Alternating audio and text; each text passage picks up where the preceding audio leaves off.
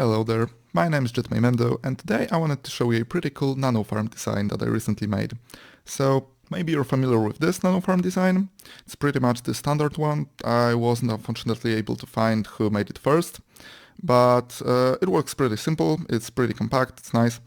You just have to flick this lever, stand here at the side of those stairs and aim at this farmland and start planting crops. They will be bone milled by those dispensers. Now, unfortunately, it sometimes breaks and you don't plant crops. Maybe, okay, right now we're not planting them, even though I'm holding my right mouse button. And that's a pretty big issue. You can be AFKing there for a while and all of a sudden you'll just waste some of the time because you'll pretty much not be planting anything. And other than that, it just looks not that great. I wanted to have some nano farm in my base and I just couldn't find any other design that would kind of look better than this. So I came up with my own and this is it. You have to do the same, you have to flick this lever, start planting those seeds in the farmland and it works exactly the same. Except, first of all, obviously it's pretty much open. It uses this piston, which is zero-ticked, to break those plants instead of cutting off the light. But also it has some sharp timings, so we're actually breaking those crops in the same tick that we're bone milling them, so that we're not seeing those, yellow fully grown crops for a moment that we actually can see right there. And that's, by the way, the reason why this farm isn't really that reliable. It's actually kind of out of sync, and the breaking of those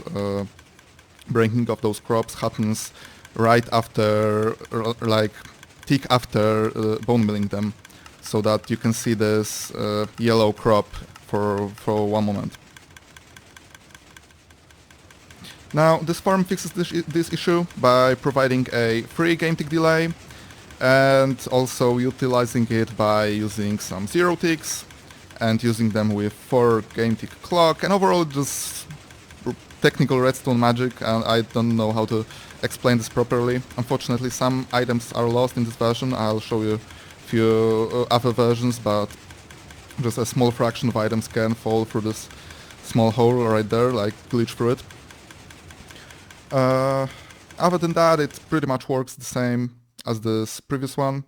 You've got those 3 dispensers that you can fill manually, but instead of going around this machine like with this one, reaching these dispensers from the back and those from the side, you can reach all of them from the place you actually operate this machine, which I think is also a pretty cool thing. But this storage of just 3 dispensers is like 1 shulker box, like 1 single chest. That's not really a lot of storage. That's not really meant for a long AFKing sessions. So I designed this second version with a little bit more chests, and this last more massive version with 6 chests. But let's first get into this one. It has those 3 chests in the background connected via hoppers with 1 hopper speed per dispenser. Now, those dispensers are unfortunately firing 2 times faster, and they would need 2 hoppers to fill them efficiently. So this farm isn't really meant for long AFKing, pretty much the same as this one. It just has a little bit more storage, and you just have to fill this up like once every while, like once every 4 uses, instead of bringing bone meal with you every single use like with this farm. So it's not really that big of a improvement, but also it fixes this issue with items glitching out, because it actually has this solid block and minecart hopper inside. And yeah, that's pretty much fixes this issue. We don't have any gap right there. You can see this white concrete right here. And of course it works exactly the same. You just have to plant those seeds and you get some wheat back. It of course also works with carrots, potatoes and beetroots.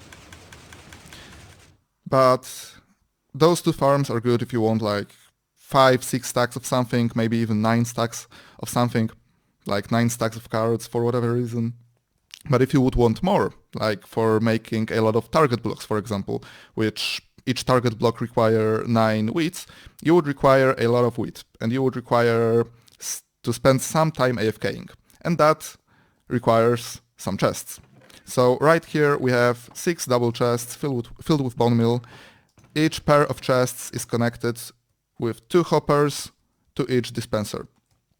I mean, actually to each dropper and then to each dispenser, but it's pretty much the same in the end, so it works efficiently with this whole speed. You can, of course, use it exactly in the same fashion. It also doesn't have the problem with items glitching out, and overall you can just AFK here for a long periods of time, like to get, for example, full inventory of wheat. Now, if you'd want, for whatever reason, to get even more items, you can scale this bone meal storage even more and add more chests. So instead of 6 chests, you could have 12 chests or 18 of them. But unfortunately, you would also need some collection system for all the crops that you would get, and I kind of didn't want to make it in this video. But if you want, I can make it in a future one, and just leave a comment and I can make some crazy contraption system that would gather all of those crops, filter out seeds, probably compost those seeds and give them back into the system, and some other crazy stuff. Like we can have fun with this. All those free farms are pretty much the same, so I will be leaving a word to download and making a block-by-block tutorial only for the basic one. Difference in those two farms is this one hopper minecart right here, and I'll just quickly show how to place it.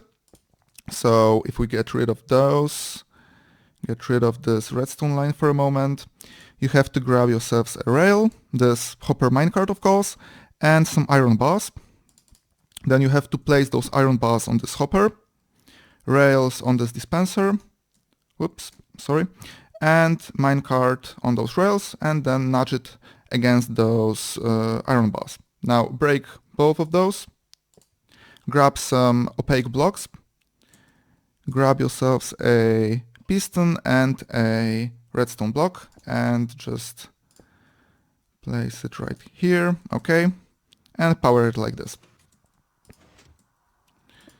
Now we have to place this block right here because first of all it'll be making sure that no items can fall through this gap, and second of all it'll be powered with this redstone line, so we have to connect this as well.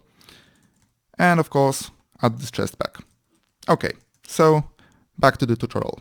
Those are all materials you require to make this small version of Nano Farm. There are around 50 building blocks, white concrete in this example. They have to be opaque blocks, and other than that they can be whatever you want.